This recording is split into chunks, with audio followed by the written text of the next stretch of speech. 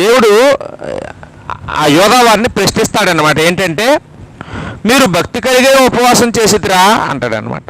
ఆచారంగా స్వప్రయోజనం కోసం చేస్తున్నారా అంటే, యూదులటండి వాళ్ళు ఎప్పుడు భక్తి కలిగి ఉపవాసం చేయలేదంట. ఎప్పుడు కూడా ఆచారంగానే చేశారంట అండి, స్వప్రయోజనం కోసం చేశారంటండి. ఆ విషయాలన్నీ ఆ 7వ అధ్యాయంలో మనం చూస్తాం. ఇక రెండవ విషయం ఏంటంటే 7వ అధ్యాయంలోనే మరో భాగం, ధర్మశాస్త్రాన్ని అనుసరించండి, నేను మిమ్మల్ని ఆశీర్వదిస్తాను అని దేవుడు చెప్తూ ఉన్నాడండి. ఒకవేళ మీరు ధర్మశాస్త్రాన్ని అనుసరిస్తే మీకు ప్రతిరోజు పండగే,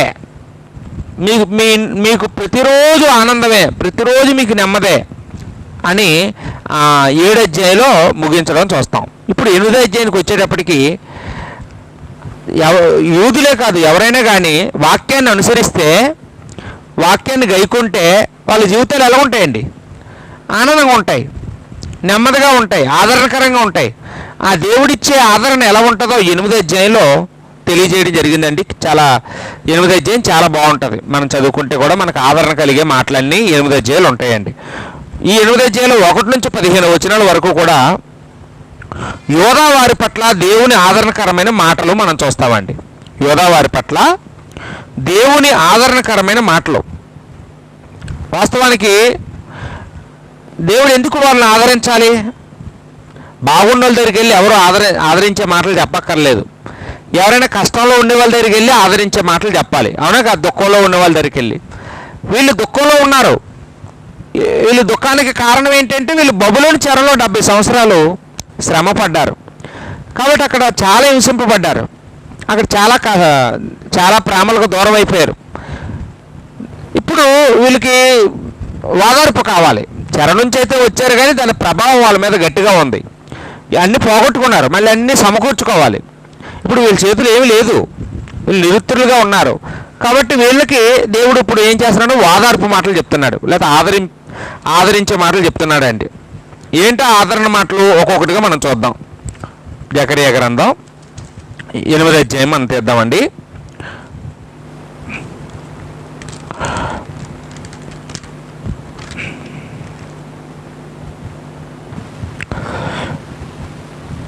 మరియు సైన్యములకు అధిపతి యెహోవా వాక్కు ప్రత్యక్షమై ఇలాగ సెలవిచ్చెను.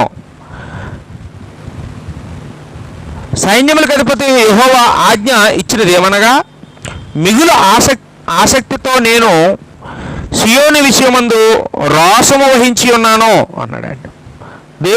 దేవుడు చెప్పే ఆదరణకరమైన మాట ఏంటంటే, మిగులు ఆసక్తితో నేను సియోని విషయంలో రోషము వహిస్తున్నాను అని.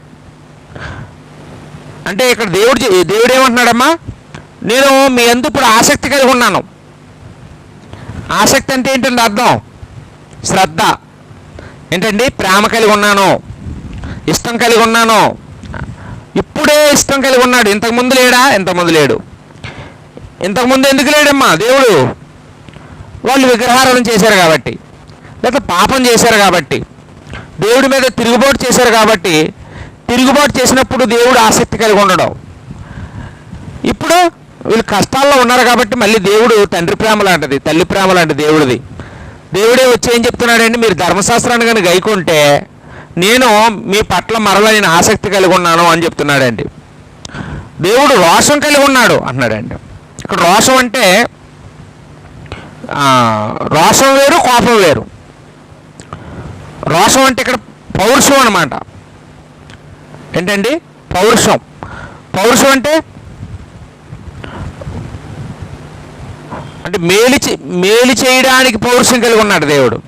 మనం కూడా చూడండి, కొన్నిసార్లు పౌరుషం ఉంటే ఏం చేస్తామండి? అప్పు చేసేనా ఫంక్షన్ చేస్తాం, అప్పు చేసేనా ఏదైనా బండి కొంటాం పిల్లలకి. కారణం ఏంటంటే పౌరుషం, అది ప్రేమే, అది ప్రేమే. మంచి పని చేయడానికి పౌరుషం.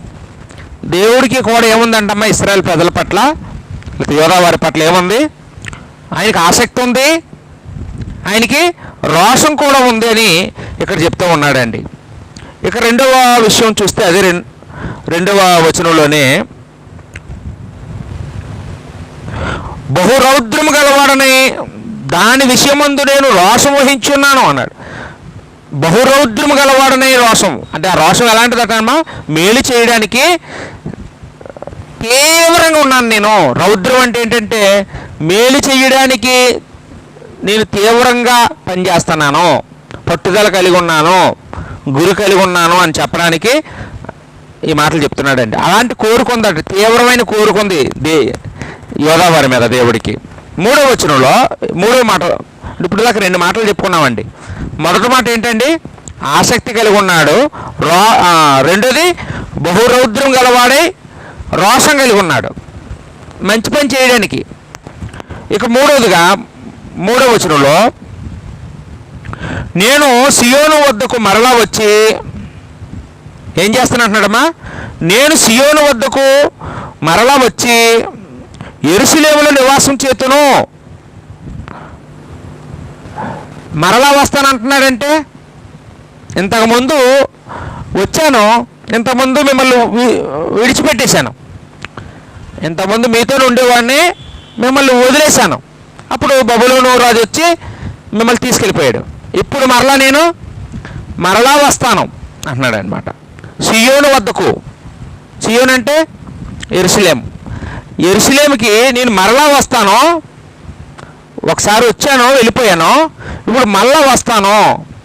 మరలా ఈసారి వచ్చింది ఎందుకు, మీతో నివసిస్తాను అంటున్నాడండి. అంటే మరలా అక్కడ యెరూషలేములో దేవాలయంలో నివసిస్తాడనా? ఈ మాట ఏంటండి, ఇది క్రీస్తు సంఘం గురించి అండి. ఇప్పుడు దేవుడు ఎక్కడ నివసిస్తాడమ్మా, క్రీస్తు సంఘంలో. క్రీస్తు సంఘంలో మరలా వచ్చి నివసిస్తానని ఆ రోజు వాళ్ళతో చెప్తున్నాడు దేవుడు. ఇంకా వాళ్ళ దగ్గర నివసించలేదు, ఆ మందిరాలు లేవు, అవన్నీ పడగొట్టబడ్డాయి. కానీ చెప్పేదంతా ఎవరి గురించి అండి, ఈ ఆదరణకరమైన మాటలన్నీ భవిష్యత్తులో ఉన్న దేవుని పిల్లలమైన మన గురించి ఆనాడే చెప్తున్నాడు అనమాట ఇక్కడ ఆ మాటలన్నీ. ఇలాంటి మాటలు యెహెజ్కేలు గ్రంథంలో కూడా ఉంటాయండి. యెహెజ్కేలు గ్రంథం 11వ అధ్యాయంలో 22 నుంచి 23 వచనాలు చూస్తే ఇక్కడ యెహోవా మహిమ పట్టణాన్ని విడిచిపోయేను అనే మాట చూస్తాం. యెహోవా మహిమ పట్టణాన్ని విడిచిపోయేను. ఎప్పుడు పోతాడు, విగ్రహారాధన చేసినప్పుడు. ప్రజలు విగ్రహారాధన చేస్తే యెహోవా పట్టణాన్ని విడిచిపోతాడు. మరలా ఎప్పుడు వస్తాడండి, మళ్ళీ అదే యెహెజ్కేలు గ్రంథంలో 43వ అధ్యాయం 4వ వచనంలో ఆ విగ్రహాలన్నీ తొలగించినప్పుడు, ప్రజలు మారు మనసు పొందినప్పుడు మరలా లోనికి ప్రవేశిస్తాను అనే మాట ఉందండి అక్కడ. ఆ రెండు మాటలు రాసుకోండి బైబిల్లో, యెహెజ్కేలు 11, 22, 23, అలాగే 43వ అధ్యాయం 4వ వచనం. ఈ రెండు చోట్ల కూడా ఏముందంటే దేవుడు వెళ్ళిపోతానని చెప్పాడు, మళ్ళా నేను వస్తానని కూడా చెప్తున్నాడు అండి. ఇప్పుడు కూడా ఈ మాటలు వర్తిస్తాయి. దేవుడు మనతో ఉండాలంటే మనం దేవుని ఆజ్ఞలు అనుసరించాలి, మన విగ్రహారం చేయకూడదు. మన విగ్రహారం చేస్తే మన దగ్గర నుంచి వెళ్ళిపోతాడు.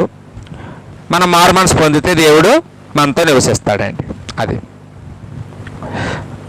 దేవుడికి ఏ కాలంలోనైనా నచ్చలేని నెంబర్ 1 పాపం ఏదైనా ఉందంటే అదేంటమ్మా, విగ్రహారాధన.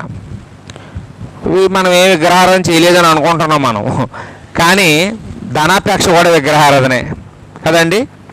ఈ మూఢనమ్మకాలు ఉంటాయి కొంతమందికి, ఎదురు రావడము, అమావాస్యకి భయపడడం, ఇవన్నీనండి. మూల ఈశాన్యానికి, ఇలాంటి వాస్తుకి, రంగురాళ్ళకి, చెడుపులకి, ఏమండి ఇలాంటి వాటి అన్నిటికీ కూడా ఒకవేళ మనం భయపడితే మనం ఇంకా విగ్రహారాధన చేస్తున్నట్టేనండి.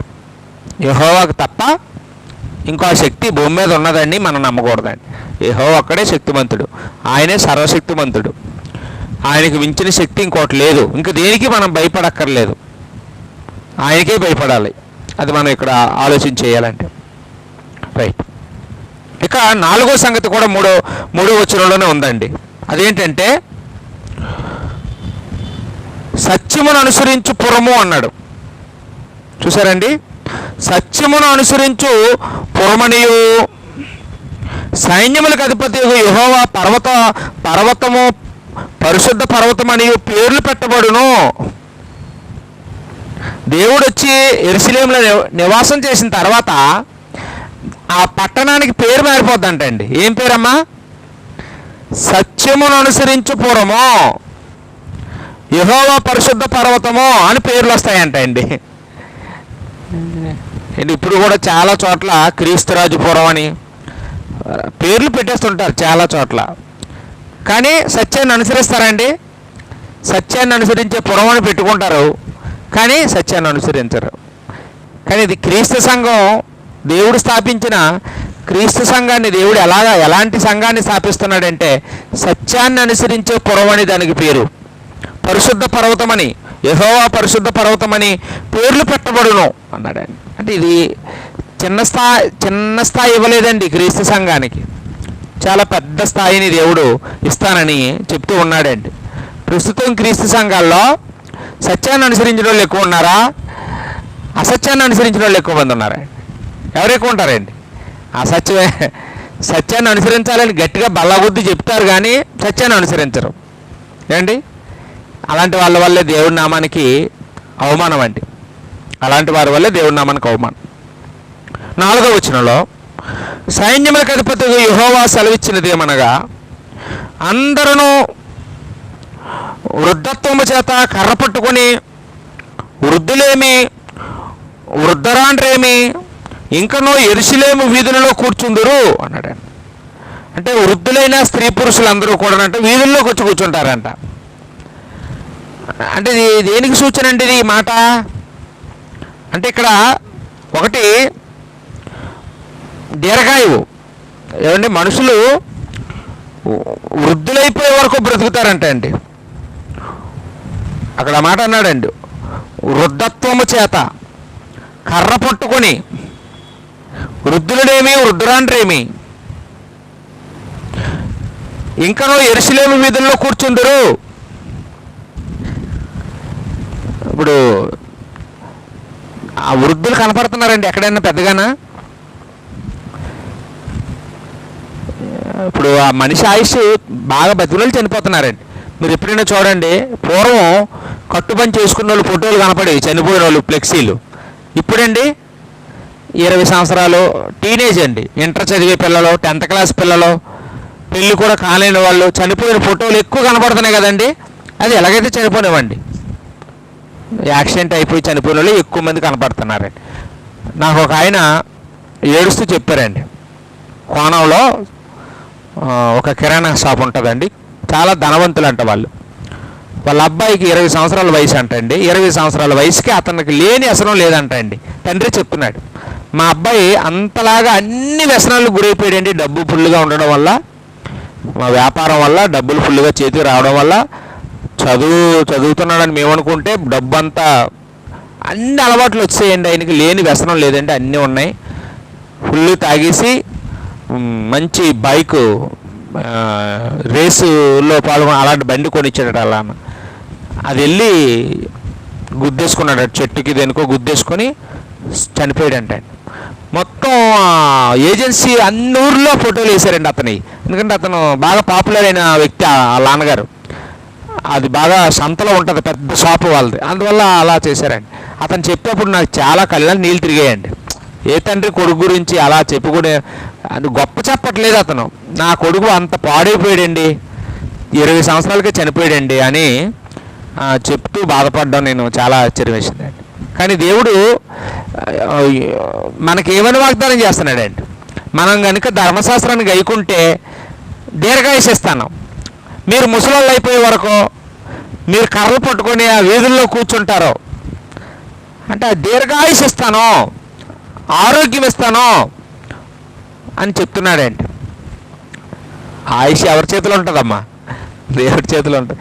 మనమేమో ఈ ఫుడ్ వల్ల, ఈ ఎక్సర్సైజుల వల్ల, లేకపోతే చెప్తున్నారు ఇవన్నీ చేయడం మంచిదే, కానీ దేవుడు ఇవ్వకపోతే నువ్వు వచ్చాయంటే వెళ్ళిపోవలసిందే ఎవరమైనా కానీ.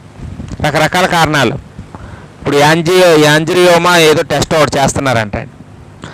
ఆ టెస్ట్ చేస్తే మొన్న శ్రీనిబాబు గారు ఏలూరులో సరదాగా జీవనపల్లి గారు ఆయన సరదాగా అన్నయ్య ఒకసారి టెస్ట్ చేయించుకుందాం, సరదాగా ఏమైంది, విజయప్రకాష్ గారికి స్టంట్స్ వేశారు కదా, మన హెల్త్ ఎలా ఉందో చూసుకుందామని నేను చేస్తాను రా నీకు ఎందుకని తీసుకెళ్ళి అతనికి కూడా టెస్ట్ చేయించారంటండి. 3 బ్లాక్స్ ఉన్నాయంట అతనికి. ఎటకారంగా చేయించుకుంటే 3 బ్లాక్స్ ఉన్నాయంటండి గుండెకి. అయ్యి బాబోయ్ అనేసి ఇంక వెంటనే బైపాస్ సర్జరీ స్టంట్కి కూడా అవ్వదని చెప్పానంట. వెంటనే జాయిన్ చేశారంటే సరదాగా వెళ్ళి. అంటే ఇప్పుడు పరిస్థితి ఎలాగుందంటే ఏ వ్యసనం లేదు అతనికి. అతను సువార్థికుడు ఏమండి, చాలా చాలా తక్కువగా తింటారు, చాలా డీసెంట్గా ఉంటారు. అంత చక్కగా ఉండే మనిషికి కూడా ప్రాబ్లం ఉందండి ఏమండి.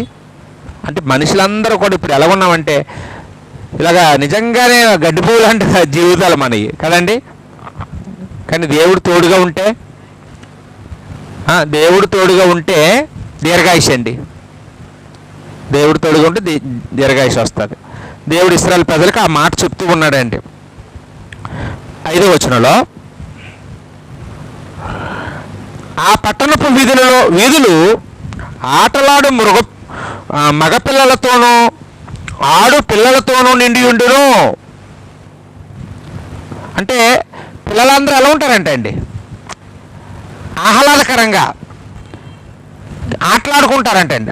పిల్లలు ఆటలాడుతున్నారంటే అర్థం ఏంటండి, వాళ్ళు హెల్తీగా ఉన్నారని, ఆరోగ్యంగా ఉన్నారండి.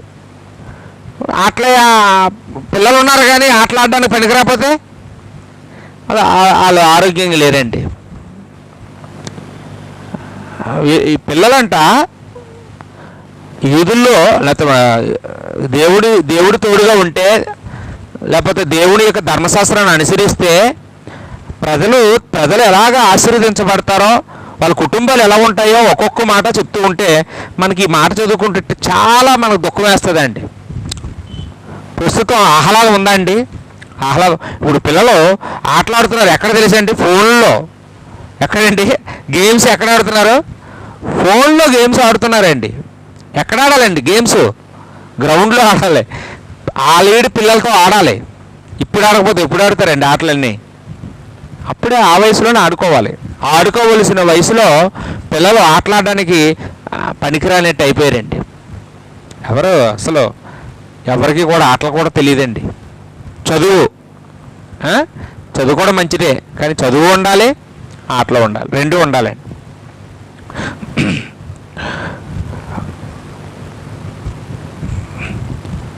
ఆ దినముల యందు శేషించి ఉన్న జనులకి ఇది ఆశ్చర్యమని తోచునను, నాకును ఆశ్చర్యమని తోచునా. ప్రజలకట ఎలా ఉంటుంది? ఆశ్చర్యంగా ఉంటుంది అంటండి. జనులకు ఆశ్చర్యం కలుగుతుంది అంట ఇవన్నీ జరగడం.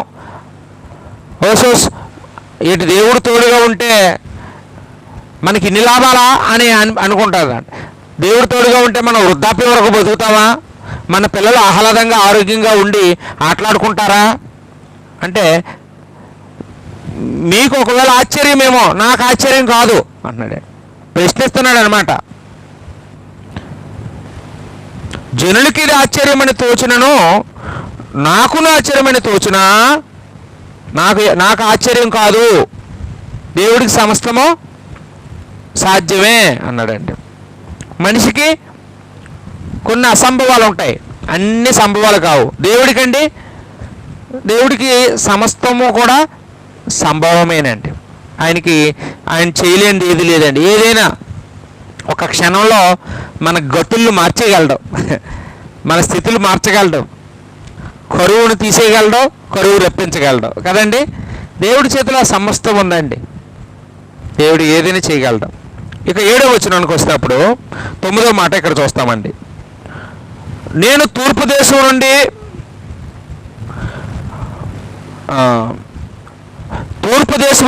పడమట దేశము నుండి నేను నా జనులను రప్పించి యెరూషలేములో నివసించుటకై వారిని తోడుకొని వచ్చేదను. దేవుడు ఏం చేస్తానంటున్నాడమ్మ ఇక్కడ?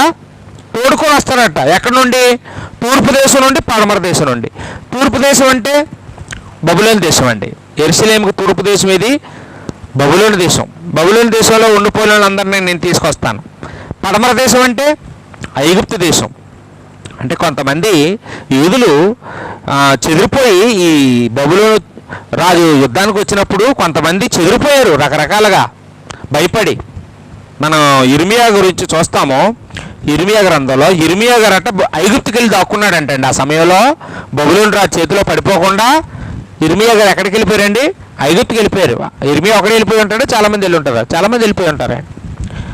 అలా వెళ్ళిపోయిన వాళ్ళు, చెదిరిపోయిన వాళ్ళందరినీ నేను తూర్పు నుండి పడమర నుండి జనులు నిన్ను తీసుకొస్తాను, నేను వాళ్ళని రప్పించి రక్షించి అన్నాడు, రక్షించడానికి తీసుకొస్తాను. యెరూషలేములో నివసించుటకై వారిని తోడుకొని వచ్చేదను. వాళ్ళందరూ తిరిగి వచ్చి యెరూషలేములో నివసిస్తారు. అంటే చెదిరిపోయిన ఇల్లుని దేవుడు ఏం చేస్తానంటున్నాడమ్మా? కూడగడతాను.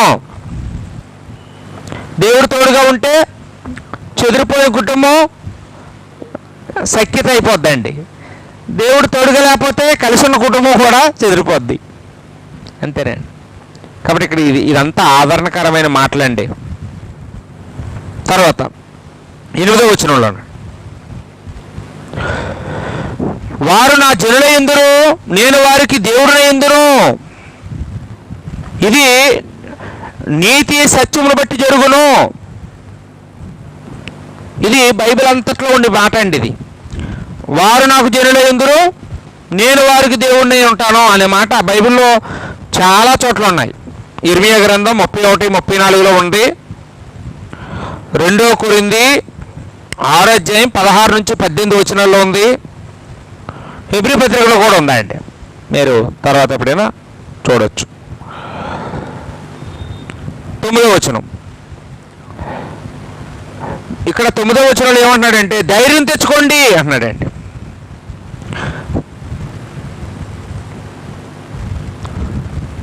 ధైర్యం తెచ్చుకోండి, ఈ మాటలు వినివారులారా ధైర్యం తెచ్చుకోండి అన్నాడండి.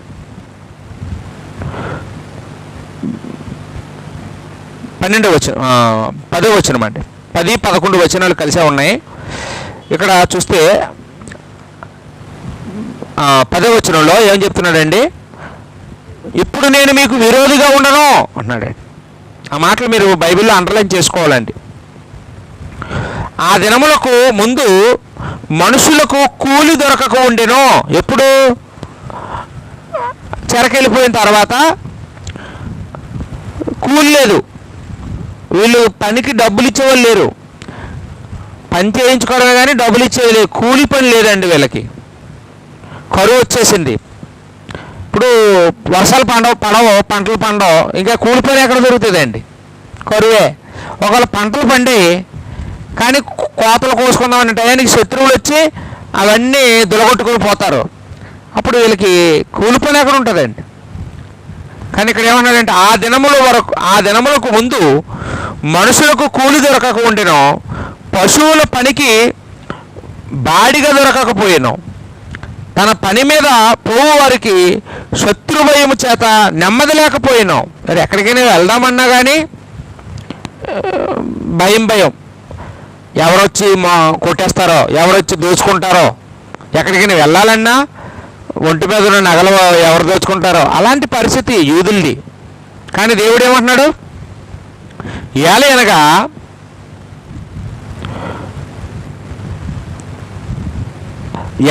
ఒకరి మీద ఒకరికి నేను రేపుచుంటిని. ఇవన్నీ ఎలా జరిగాయి? శత్రువులు మీ మీదకి వచ్చారంటే ఎవరు రేపారు? దొంగలు పడ్డారంటే ఎవరు పంపించారు? నష్టాలు వచ్చాయి, కరువు వచ్చిందంటే ఎవరు రప్పించారు? దేవుడే. ఇవన్నీ నేను రేపుచుంటిని. అయితే పూర్వదినములలో నేను ఈ జనులలో శేషించిన వారికి విరోధులైనట్టు ఇప్పుడు విరోధిగా ఉండను. ఇప్పుడంటే ఎప్పుడమ్మా? క్రీస్తు సంఘం గురించి అండి. దేవుడు పూర్వ ఇశ్రాయేలుని పాపం చేసినప్పుడు దండించినట్టు ఇప్పుడు దండిస్తున్నాడమ్మా మనల్ని. అలా దండిస్తే మనందరూ ఎప్పుడో చచ్చిపోయేవలసిన వాళ్ళం. ఇప్పుడు దేవుడు తన కృపను మనకిస్తున్నాడండి. మనం ఎంత దేవుడిని విసిగిస్తున్నా దేవుడు దీర్ఘశాంతంతో ఇంకా మారుతాడు నా కుమారుడని ఎదురు చూస్తూ మన కొరకు ఓపిక కలిగి ఉన్నాడండి, దీర్ఘశాంతం కలిగి ఉన్నాడండి. చూడండి ఆ మాటలు ఇక్కడ మనం చూస్తాం. వారికి విరోధులైనట్టు ఇప్పుడు విరోధిగా ఉండను. దేవుడు ఎప్పుడు కూడా అంతేనండి, కోపం వచ్చి శిక్షించేస్తాడు, మళ్ళీ వెంటనే జాలిపడిపోయి ఇంకెప్పుడు ఇలా చేయను అంటాడు. నోవహు కాలంలో చూడండి, జలప్రలయం రప్పించి అందరినీ సంహరించేశారు. తర్వాత మళ్ళీ వెంటనే వాగ్దానం చేశాడు, ఇంకెప్పుడు ఇలా జలప్రలయం రప్పించను, ఆకాశం మీద ఒక గురుడు కూడా పెట్టుకుంటున్నాను, నేను వర్షం వెంటనే ఆపేస్తాను, ఏదో గంట గడియ కురిసి ఆపేస్తాను, అదే నిబంధన అన్నాడు. దేవుడు తండ్రి ప్రేమ అండి కనపడుతుంది ఇక్కడ. అంటే మనం తప్పు చేయమని కాదు, మనం చేస్తాం, కానీ దేవుడు ఇంకెప్పుడు విరోధిగా ఉండను అన్నాడు. నేను ఎప్పుడు మీకు విరోధిగా ఉండను అని ఆ 10-11 వచనాల్లో మనం చూస్తున్నామండి. 12వ వచనంలో సమాధాన సూచకమైన ద్రాక్ష చెట్లు ఫలమిచ్చును, సమాధాన సూచకమైన ద్రాక్ష చెట్లు ఫలమిచ్చును అన్నాడు.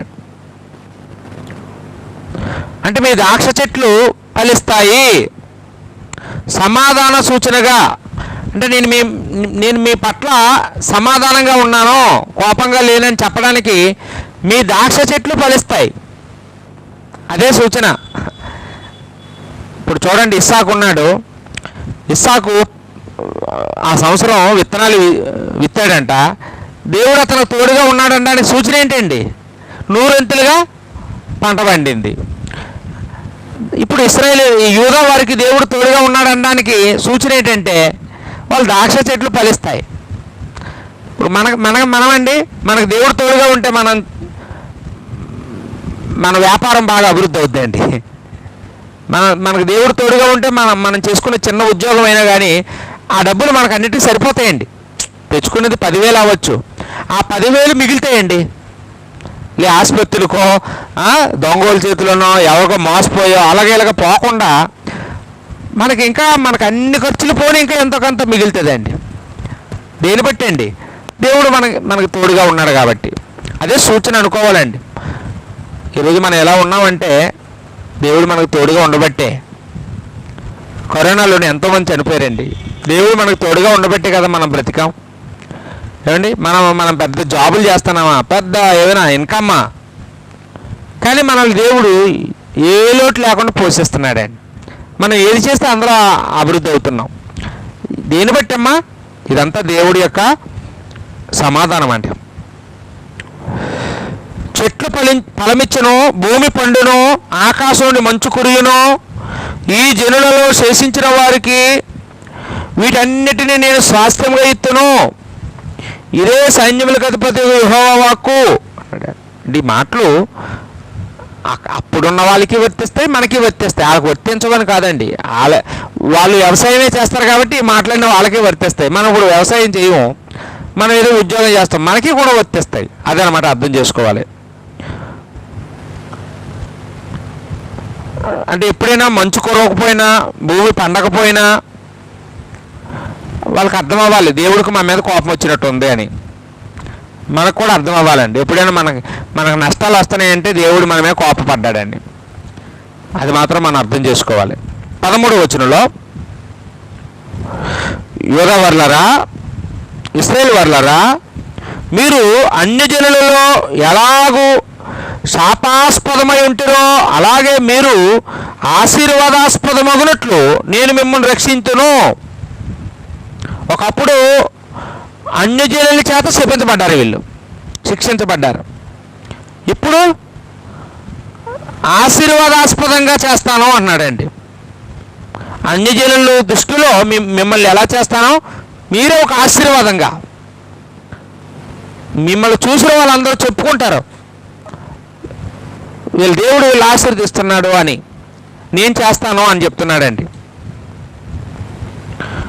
భయపడక ధైర్యం తెచ్చుకోండి, మీరు భయపడకండి, మీరు ధైర్యం తెచ్చుకోండి, నేనున్నాను, నేను మిమ్మల్ని ఆశీర్వాదకరంగా, అన్ని జనుల దృష్టిలో మిమ్మల్ని ఆశీర్వాదకరంగా నేను చేస్తాను అని చెప్తూ ఉన్నారండి. 14-15 వచనాలు కూడా కలిసే ఉన్నాయి, అంటే ఒకే సబ్జెక్టు. సైన్యములకు అధిపతి యెహోవా సెలవిచ్చింది ఏమనగా, మీ పితరులు నాకు కోపం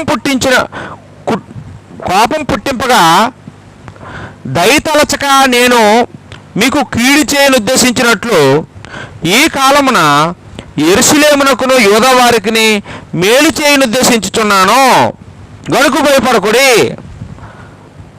పితరులు అంటే మీ తల్లిదండ్రులు మీ మీ తల్లిదండ్రులు ఏదైనా నాకు కోపం పుట్టించగానే నేను మీకు వాళ్ళకి కీడు చేసేవాడిని. ఇప్పుడు నేను మీకు కీడు చేసే ఉద్దేశం లేదు, నాకు నేను మీకు మేలు చేసే ఉద్దేశం కలిగి ఉన్నాను. కాబట్టి మీరు భయపడకండి, నేను పాజిటివ్గా ఉన్నాను, నెగిటివ్గా లేను అంటున్నాడండి. మనకు అర్థం అవ్వాలంటే దేవుడు ఎప్పుడు పాజిటివేనండి, యేసుప్రభు ఎప్పుడు పాజిటివే. ఒకవేళ మనం అప్పుడప్పుడు నెగిటివ్ అయినా కానీ అవుతామేమో, కానీ దేవుడు మాత్రం మనకి నెగిటివ్ అవ్వడండి. దేవుడు మనకి పాజిటివ్గా మన విషయాల్లో ఉంటానని ఇక్కడ చెప్తూ ఉన్నాడండి. కాబట్టి 1 నుంచి 15 వచనాల్లో యోధా వారి పట్ల దేవుని ఆదరణకరమైన మాటల గురించి మనం చూసామండి. ఇక 16వ వచనం నుంచి 17వ వచనం వరకు కూడా ఇశ్రాయేలును చేయవలసిన 4 కార్యాల గురించి దేవుడు చెప్పాడండి. 16 నుంచి 17 వచనాల్లో ఇది వేరే భాగం, రెండో భాగం ఏంటండి? ఇశ్రాయేలు చేయవలసిన కార్యాలు. 16వ వచనం, మీరు చేయవలసిన కార్యములు ఏమనగా ప్రతివాడు తన పొరుగు వారితో సత్యమే మాట్లాడవలెనో. మొదటిది ఏంటండి? పని. ఏం పని చేయాలి మనం? దేవుడు మనల్ని ఆశీర్వదించాలంటే, దేవుడు మనకు తోడుగా ఉండాలంటే దేవుడు పెట్టే కండిషన్ ఏంటంటే మీరు సత్యమే మాట్లాడాలి. ప్రతివాడు తన పొరుగు వారితో సత్యమే మాట్లాడవలెనో. కొత్త నిబంధనలు ఎక్కడుందండి ఈ మాట? ఎఫెసీ 4:25లో మనం చూస్తామండి. ఎఫెసీ పత్రిక 4:25లో కూడా మనం ఇదే మాట చూస్తాం. సత్యమును బట్టి సమాధానకరమైన న్యాయమును బట్టి మీ గుమ్మములో తీర్పు తీర్చవలెను. అంటే మనం ఎవరికైనా ఒకవేళ ఏదైనా పరిష్కారం చేసామనుకోండి, ఎలా చేయాలంటే అండి, పక్షపాతంగా చేయకూడదు. సత్యాన్ని బట్టి సమాధానకరమైన న్యాయాన్ని బట్టి తీర్పు తీర్చాలి అన్నాడండి. ఇప్పుడు అలా జరుగుతాయండి. మీరు ఎక్కడైనా వెళ్ళండి లోకంలో, క్యాస్ట్ను బట్టి ఏంటండి, ధనాన్ని బట్టి, దగ్గర వాళ్ళు బట్టి, బంధువులు అయితే ఒకలాగా అలా ఉంటుందండి. మనం అలా చేయొచ్చమ్మా. ఆత్మ సంబంధంలో కులాన్ని బట్టో లేకపోతే మతాన్ని బట్టో డబ్బును బట్టో మనం ఎవరికి న్యాయం చేయకూడదండి. మనం ఎలా చేయాలంటే మనం సత్యాన్ని బట్టి సమాధానకరమైన న్యాయాన్ని బట్టి మనం తీర్పు తీర్చాలి అని చెప్తున్నాడండి. ఇక మూడో పని ఏంటంటే తన పొరుగు వారి మీద ఎవడునూ దుర్యోచన చేయకూడదు అన్నాడు. తన పొరుగు వారి మీద దుర్యోచన 17వ వచనంలో తన పొరుగు వారి మీద ఎవడునూ దుర్యోచన చేయకూడదు. దుర్యోచన అంటే చెడ్డ ఆలోచనలండి. అంటే వెనకెట్టి ఒకలాగా ముందు ఒకలాగా ఉంటాం కదా, అదే దుర్యాలోచన అంటే అదేనండి. అలాంటి బుద్ధి మనకు వస్తే ఏంటి, నేనేంటి ఇలాగా మా సహోదరుడికి వెన్నుపోటు పొడుస్తున్నాను ఏంటి, నేను మా సోదరికి వెన్నుపోటు పొడిచి అలాంటి ఆలోచన వస్తుంది ఏంటి, నాకేంటి ఇతన్ని లాక్కుందాం, ఇతన్ని మోసం చేసేద్దాం, ఇతను ముంచేద్దాం, ఇలాంటి ఆలోచనలు వస్తున్నాయంటే వెంటనే మనం ఏం చేయాలమ్మా? ప్రార్థన చేసుకోవాలి దేవుడికి. తండ్రి, నాకు ఈ చెడ్డ ఆలోచనలు వస్తున్నాయి, దురాలోచనలు వస్తున్నాయని, నేను ఎవరిని అన్యాయం చేయకూడదు అనుకుంటున్నాను, నీతిగా బతకాలనుకుంటున్నాను తండ్రి, నాకు ఈ దురాలోచనలు నాలో తొలగించని మనం దేవుడికి ప్రార్థన చేసుకోవాలండి. ఇలాంటి ఆలోచనలకు రానివద్దు అని ప్రార్థన చేసుకోవాలండి. తర్వాత అబద్ధ ప్రమాణము చేయని ఇష్టపడకూడదు. 4వది ఏంటమ్మా? అబద్ధ ప్రమాణం చేయని ఇష్టపడకూడదు. అంటే మనం దొంగొట్లు వేయకూడదు. చాలా సందర్భాల్లో మనం దేవుడి మీద ఇట్టమ్మా అంటుంటాం, 10 రూపాయలకి కూడాను, చిన్న మాటకి కూడాను దేవుడిని సాక్షి అంటాం, దేవుడి మీద ప్రమాణం అంటుంటాం. దేవుడి మీద ప్రమాణం చేసి మనం ఎప్పుడు అబద్ధం ఆడకూడదండి. అబద్ధానికి దేవుడి పేరు వాడుకోకూడదు, అబద్ధ ప్రమాణం చేయకూడదు. ఒకవేళ మనం అబద్ధ ప్రమాణం చేస్తే ఆ రోజు యేసుప్రభు మీద అబద్ధ సాక్షులు తీసుకొచ్చారు చూసారా. అంటే ఆ యేసుప్రభు మీద ఏ నేరం మోపడానికి అవకాశం లేదు వాళ్ళకి. అప్పుడు నలుగురిని తీసుకొచ్చారు డబ్బులు ఇచ్చి, మేము చూసామండి ఇతను అబద్ధం ఆడి ఇతను తప్పు చేసాడండి అని వాళ్ళు అలా కూడా చెప్పడానికి తయారయ్యారు వాళ్ళు. ఏమండి, ఇతను దైవదోషం చేసాడండి మేము చూసామండి అని వాళ్ళు చెప్పారండి. వాళ్ళతో సమానం అండి మనం. ఎవరితోనండి? యేసు ప్రభుని అప్పగించి సిలువ వేయించడానికి అబద్ధ సాక్ష్యాలు చెప్పిన వారితో మనం సమానం అన్నమాట. కాబట్టి ఎప్పుడు అబద్ధ ప్రమాణం మనం చేయకూడదు. కాబట్టి ఈ 4 మాటలు ఏ మాటలండి ఇవి? పొరుగువారితో సత్యమే మాట్లాడాలి, సత్యాన్ని బట్టి తీర్పు తీర్చాలి, పొరుగువారి మీద దుర్యాలోచనలు చేయకూడదు, అబద్ధ ప్రమాణం చేయకూడదు. ఈ 4 మాటలు కూడా అన్ని కాలాల్లోనూ వర్తించే మాటలేనండి. ఇవి యెహోవాకు అసహ్యులు అన్నాడు. చూడండి ఆ మాట చూడండి 17వ వచనంలో, ఇవన్నీ నాకు అసహ్యములు. యెహోవా దేవుడి కంటే అసహ్యములు అన్నాడు 17వ వచనంలో కింద లైన్ లాస్ట్ లైన్లో, ఇవన్నీ నాకు అసహ్యములు. ఇదే యెహోవా వాక్కు. ఈ 4 పనులు దేవుడికి అసహ్యం అంటండి.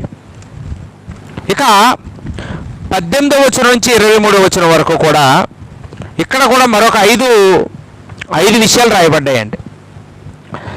18 నుంచి 23 వరకు 3వ భాగం ఇశ్రాయేలీల భవిష్యత్తు గురించి చెప్పాడండి. ఇక్కడ ఈ పేరాలో ఏం చెప్పాడండి? ఇశ్రాయేలీల భవిష్యత్తు గురించి. ముందుగా మనం చూస్తే 18వ వచనంలో 4 నెలల ఉపవాసం ఉంటున్నారు, 5 నెలల ఉపవాసం ఉంటున్నారు, 7 నెలల ఉపవాసం ఉంటున్నారు, 10 నెలల ఉపవాసం ఉంటున్నారు అని ఇక్కడ చెప్పడం చూస్తున్నామండి. వాళ్ళకి ఆ ఉపవాస దినాలన్నీ దుఃఖ దినాలండి. అవన్నీ ఏంటండి? వాళ్ళకి ఎందుకో ఉపవాసం ఉన్న రోజు తిండి ఉండదు, దుఃఖంతో గడుపుతారండి. దేవుడు వాళ్ళకి ఏం చెప్తున్నాడంటే భవిష్యత్తులో మీ మనోహరమైన పండగలాగా మార్చేస్తాను అన్నాడండి. చూసారండి 19వ వచనంలో 10వ నెలలో ఉపవాసము అంటే మొత్తం ఈ నెలలన్నీ వాళ్ళు పాపం చేసుకుంటూ వస్తున్నారు. అంటే ఇవన్నీ ధర్మశాస్త్రంలో దేవుడు చెప్పినవి కావు. వీళ్ళకి కొన్ని డేట్లు గుర్తుండిపోయాయి అన్నమాట. ఏంటి డేట్లు? ఏ రోజు వచ్చాం బబులోన్ దేశం నుంచి ఆ రోజు ఉపవాస ప్రార్థన, ఏ రోజు వెళ్ళాం బబులోన్ చక్రవర్తి ఏ రోజు తీసిపోయాడు ఆ రోజు డేట్ రాసుకున్నారు. ఇప్పుడు మనం కూడా చూడండి చర్చ్ బిల్డింగ్ ఓపెనింగ్ రోజు కొంతమంది గుర్తుంచుకుంటారు, కొంతమంది బర్త్డే రోజు గుర్తుంచుకుంటారు, పెళ్లి రోజు గుర్తుంచుకుంటుంటారు. అలాగా ఆ రోజు ప్రత్యేకంగా భావించి దేవుడి సన్నిధిలో గడుపుదామని అనుకుంటుంటారు. అలాగ పుట్టినాయి అనమాట ఇవన్నీ. 4వ నెల, 5వ నెల, 7వ నెల, 10వ నెల, ఇవన్నీ చింతలతో కూడిన సమయాలండి. కానీ దేవుడు ఎలా మార్చేస్తున్నట్టున్నాడు వీటన్నిటిని? సంతోషమును ఉత్సాహమును పుట్టించు మనోహరమైన పండగలుగును. మీరు ఇంకిప్పుడు ఏడుస్తూ గడపొద్దు, సంతోషంతో పండగలు ఆచరించుకోండి. పండగలుగా మార్చేస్తాను, మీ లైఫ్ని పండగలుగా మార్చేస్తాను అని చెప్తున్నాడండి. కాబట్టి సత్యమును సమాధానమును ప్రియముగా ఎంచుడి. సైన్యములకు అధిపతి యెహోవా సెలవిచ్చింది ఏమనగా సత్యమును సమాధానమును ప్రియముగా ఎంచుడి. అంటే సమాధానం అంటే ఇక్కడ భూ సంబంధమైన స్థానం కాదండి. సమాధానం అనేది పరలోక సంబంధమైన స్థానం. అదే ఇక్కడ రెండో విషయంగా చెప్తున్నాడండి. సత్యమును సమాధానమును ప్రియముగా ఎంచుడి. ఇప్పుడు మనం సమాధానం కోరుకుంటున్నామండి. సమాధానం కోరుకుంటే మనం పరలోకాన్ని కోరుకుంటున్నాము అని. సమాధానం పడటం ఇష్టపడట్లేదు అనుకోండి, నేను మాట్లాడను, నేను ఇలాగే ఉంటాను, నేను ఇలాగే చర్చం చేస్తాను అన్నాం, మనం పరలోకాన్ని ద్వేషిస్తున్నామండి. సమాధానాన్ని ప్రేమిస్తే పరలోకాన్ని ప్రేమించినట్టు. అదే చెప్తారు, సత్యమును సమాధానమును ప్రియముగా ఎంచుడి. సమాధానాన్ని ప్రేమించినోడు పరలోకాన్ని ప్రేమించినోడు, సమాధానం పడ్డ ఇష్టం లేనివాడు నరకాన్ని ప్రేమించినోడు. అంతేనండి. అంటే మనకు దేవుడు కుటుంబాన్ని ఇచ్చింది సమాధానంగా బతకడానికి, కలహాలతో బతకడానికి కాదు. ఈ సమాజాన్ని ఇచ్చింది సమాజంతో కలహాలు ఆడుకోవడానికి కాదు, సమాధానంగా ఉండడానికి. సంఘాన్ని ఇచ్చింది సంఘంతో సమాధానంగా ఉండడానికి. కలహాలతో ఉండడానికి కాదు. భార్యాభర్తలకి కూడా వివాహం చేసింది సమాధానంగా బ్రతకడానికి. 1 కొరింథీ పత్రికలో 7:15 ఆ మాట ఉంటుందండి. 1 కొరింథీ 7:15 భర్తతో సమాధానంగా ఉండాలి అని చెప్తున్నాడండి దేవుడు. చూస్తారా? 1 కొరింథీ 7:15 అయితే అవిశ్వాసి అయిన వాడు ఎడబాయవచ్చును. అట్టి సందర్భంలో సహోదరుడికి నిర్బంధం లేదు, సమాధానంగా ఉండేట్టుకు దేవుడు మనల్ని పిలిచి ఉన్నాడు. భార్యాభర్తలో ఎడబాయకూడదు, సమాధానంగా ఉండడానికే దేవుడు మనల్ని పిలిచాడు. ఈ వివాహం అందుకే చేశాడు. ఇది మనందరం గుర్తుంచుకోవాల్సిన విషయం అండి. దాశోంకి గారు అంటారు, ఒకవేళ కలహాలు ఆడుకోవాల్సిన పరిస్థితి వచ్చింది అనుకోండి, కోపం వచ్చేస్తుంది అనుకో, అప్పుడట నోట్లో నీళ్ళు వేసుకోవాలంట అండి. నోట్లో నీళ్ళు వేసుకుంటే ఆ నీళ్ళు మింగకూడదు, ఊయకూడదు. నోటి నిండా నీళ్ళు వేసేసుకుంటే ఇంక తిట్టగలమా? తిట్టలేము. ఆ కోపం తగ్గిపోయే వరకు ఉన్నట్టు నోట్లో నీళ్ళు అలా ఉంచుకోవాలంట అండి. అంత కంట్రోల్ చేసుకోవాలంటండి. సమాధానంగా బతకడం కోసం అంత కంట్రోల్ అయిపోవాలంట. తర్వాత భవిష్యత్తులో అనేక పట్టణాలు, నివాసాలు దేవుని శాంతిపరచుటకు వస్తారు అన్నాడండి. భవిష్యత్తులో అనేక పట్టణస్తులు దేవుని శాంతిపరచుటకు వస్తారు అన్నాడండి. 20 సైన్యములకు అధిపతి యెహోవా సెలవిచ్చింది ఏమనగా, జనములను అనేక పట్టణముల నివాసులను ఇంకనూ ఒత్తురు. ఒక పట్టణం వారు మరొక పట్టణం వారి యొద్దకు వచ్చి ఆలస్యం చేయక యెహోవాను శాంతిపరచుటకును సైన్యములకు అధిపతి యెహోవాను వెదుకుటకును మనము పోదుము రండి అని చెప్పగా వారు మేమును ఒత్తుమందురు. ఎలా ఉంటుందటండి గ్రీస్ సంఘం? అనేకులు వస్తారట, ప్రవాహం వచ్చినట్టు వస్తారని యెషయా గ్రంథం 2 ఉంది. ప్రవాహం వచ్చినట్టు వస్తారని యెషయా గ్రంథం 2:2-3. వాళ్ళు రావడమే కాదు, మరి కొంతమందిని తీసుకొస్తారంటండి. ఒక్కొక్కరు ఇక్కడికి వచ్చిన వాళ్ళు, గ్రీస్ సంఘంలోకి వచ్చిన వాళ్ళు రావడమే కాక వాళ్ళు ఒక్కొక్కరు ఒక్కొక్క పట్టణాస్తులు కూడా తీసుకొస్తారంట. మేము వస్తామండి అని వాళ్ళు అంటారట. మనల్ని చూసిన వాళ్ళు అనేక జనములను, బలము గల జనులను యెరూషలేములో సైన్యములకు అధిపతి యెహోవాను వెదుకుటకును యెహోవాను శాంతిపరచుటకును వత్తురు. యెహోవాను శాంతిపరచడానికి వస్తారంటండి జనాలు అందరూ కూడా. అనేక జనాలు వస్తారు. వాస్తవానికి క్రీస్తు సంఘం 20 మందితో 30 మందితో ఉండాలని బైబిల్లో దేవుడు నిర్ణయించలేదండి. ప్రవాహం వచ్చినట్టు చూడండి. పేతురు గారు పెంతెకొస్తు పండగ రోజున ఒక ప్రసంగం చేస్తే ప్రవాహం వచ్చినట్టు వచ్చారు కదండి, 3000 మంది. పౌలు గారు సువార్త చేస్తే అప్పుడు ప్రపంచం అంతటికీ సువార్త అందిందండి. రోము వరకు, యెరూషలేము మొదలుకొని రోము వరకు సువార్త అయిందండి. ప్రవాహం వచ్చినట్టు వచ్చారండి సంఘాలకి. ఈరోజు అలా రావట్లేదంటే కారణం మనం సువార్త చేయట్లేదండి.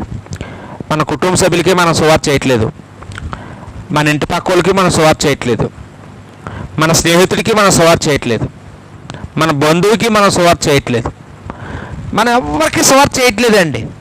మనమేదో రక్షణ పొందుకున్నాం, మనమేదో పరలోకి వెళ్ళిపోదాం అనుకుంటున్నాం అంతే.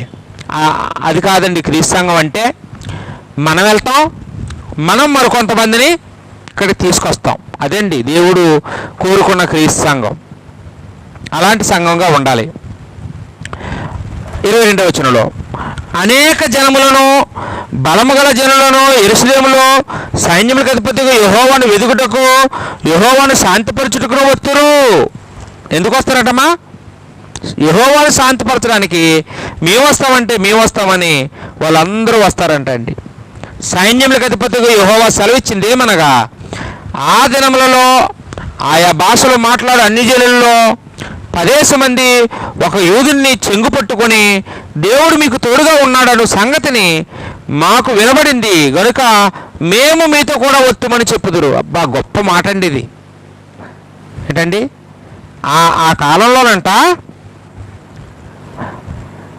అంటే క్రైస్తవుల్ని చూసి అన్యజనులు ఏమనుకుంటారటండి, దేవుడు మీకు తోడుగా ఉన్నాడు, ఆ సంగతి మాకు అర్థమైంది కాబట్టి మేము కూడా మీతో వస్తాము. మీరు దేవుడిని నమ్ముకున్నారు, మీరు హ్యాపీగా ఉంటున్నారు, మీరు ప్రశాంతంగా ఉన్నారు, మీరు కలహాలు లేకుండా ఉంటున్నారు, మీరు సంతోషంగా ఉంటున్నారు, మీరు ఆహ్లాదకరంగా ఉంటున్నారు, మీరు దీర్ఘాయుష్తో ఉంటున్నారు, మీ పంట దీవించబడుతుంది. అలాంటి మిమ్మల్ని చూసిన తర్వాత మాకు అర్థమైంది దేవుడు మీకు తోడుగా ఉన్నాడని. కాబట్టి దయచేసి మమ్మల్ని కూడా మీతో పాటు రానివ్వండి అనట. వాళ్ళందరూ ఏం చేస్తారంటమ్మా, ఆయా భాషలు మాట్లాడు అన్యజనులు 10 మంది ఒక యూదుడిని చెంగు పట్టుకొని బతిమలాడుకుంటారట అండి, మేము వస్తామండి మీతో పాటు, మీ చర్చికి వస్తామండి.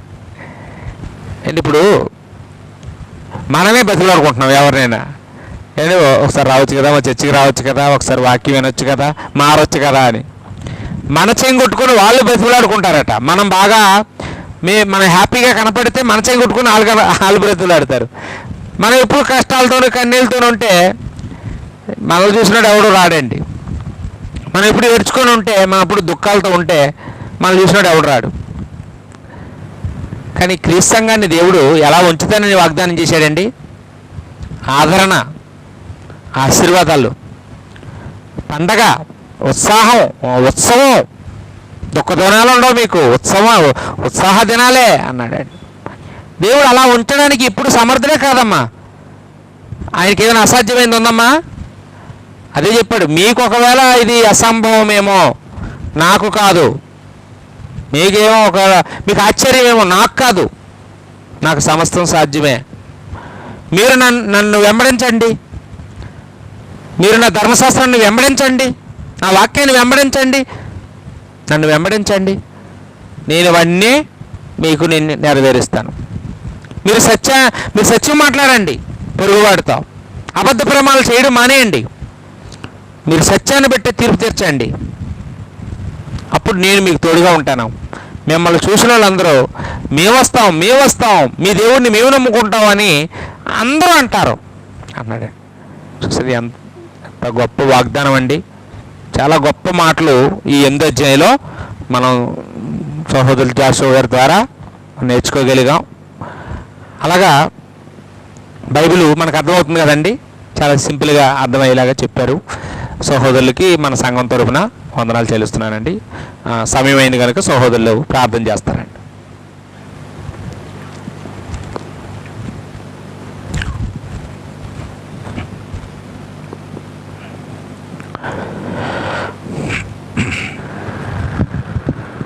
Sure.